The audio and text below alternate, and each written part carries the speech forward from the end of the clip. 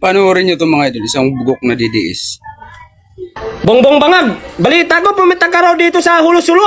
Ano naman pinagsasabi mo ito? Bawat bayan makikinabang. Mas malala pa yung Pinayupak na baba ito. ni Pwesa. Tag 20 pesos nga bigas, hindi mo pa ginagawa. Hanggang ngayon, wala pa. Puro ka naman salita, wala ka naman sa gawa. Ay, nayupak na ito. Gusto mo, tusukin ko yung ilong mo. Ano gusto mo? Suntukan tayo, dalawa. 1v1. Ay, nayupak na ito. Puro ka naman salita. Puro ka naman sa pangako, wala naman sa gawa. Gusto mo?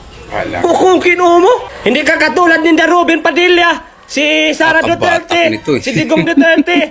Yun, hindi nangangako pero ginagawa. Ikaw, puro ka naman salita, wala ka naman sa gawa.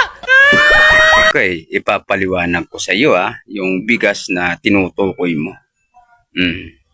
Ang sabi ni Pangulong Marcos, pangarap niya na mapababa ang presyo ng bigas. Hindi pangako magkaiba yun. Baka di mo alam. Gamit-gamit din. Saka yung sinasabi mo, dapat gayahin ni PBBM. Sino yung amo mo? Ano naman igagaya doon? Yung Sara mo, palipad-lipad. Yung Tatay Digong mo, hindi nasolusyonan yung korupsyon noon. Yung Robin mo, ano bang batas na ipasa nun?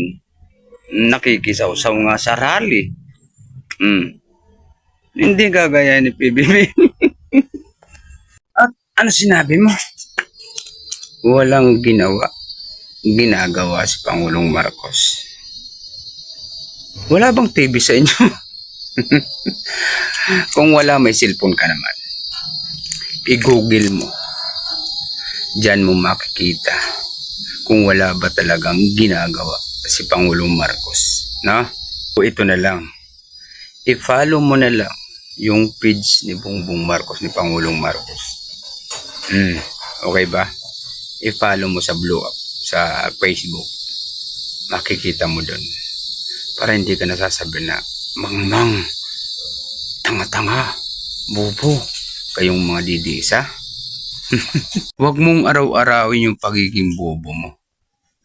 Nagiging tanga na kayong mga DDS. Real talk. Saka huwag kayong magbulag-bulagan. Matuluyan kayo. Magbingi-bingihan. Puisit kayo. Pilipinas?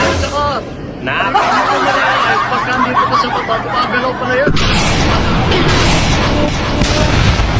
May iba tayong mga idol, no? Itong mga buang nadidis na to, no? Walang ibang bukang pipik. Yung mga galit daw kay Duterte, mga adik, ay naku. Adik agad. Tingnan nyo ang Sara Duterte. Aalis sa Pilipinas. Mag-iibang bansa, magpapakasyon. Pagbalik sa Pilipinas, pampapatikos. Parang galing parang daming nagawa sa Pilipinas nitong amo nyo. Kung ano-ano sasabihin ni Pangulong Marcos.